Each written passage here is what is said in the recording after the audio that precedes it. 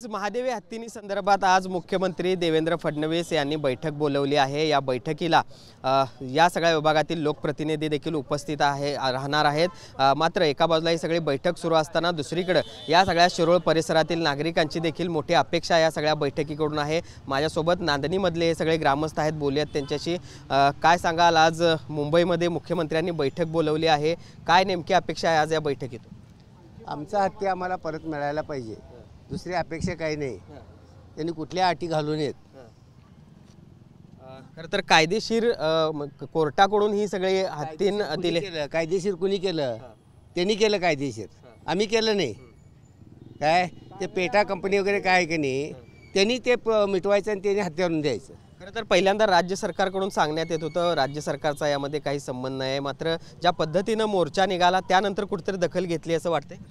कसं झालं आहे साहेब, आजपर्यंत छत्रपती शिवाजी महाराजांचे मावळे म्हणून आम्ही महाराष्ट्राला आमचा अभिमान आहे आम्हाला, पण आजपर्यंत छत्रपती शिवाजी महाराजांच्या काळातसुद्धा हत्ती हा पाळीव प्राणी होता, त्यांच्या सैन्यामध्ये सुद्धा हत्ती हा वापरत होते। पण आजच पेटाला असं का वाटतं की हत्ती हा साखळदंडात बांधला गेला आहे, आज हत्तीवर अन्याय होतोय?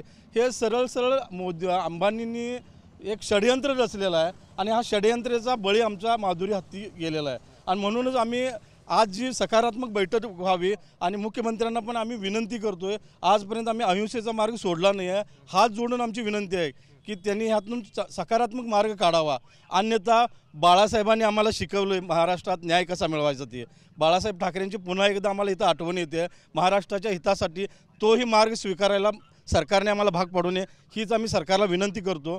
आणि परत एकदा मी आजच्या बैठकीत सकारात्मक निर्णय व्हावा अशाच प्रकारची इच्छा व्यक्त करतो, एवढंच मी सांगतो।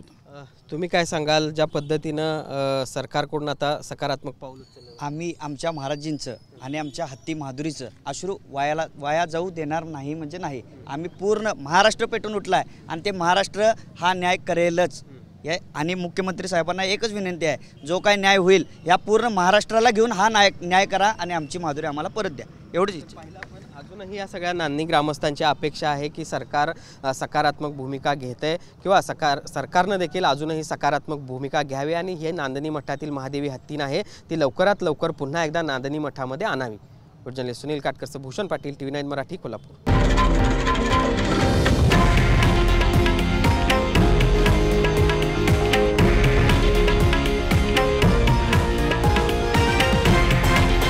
हे आहे देशातील नंबर 1 न्यूज नेटवर्क आणि आपण पाहत आहात TV9 मराठी, एकमेव।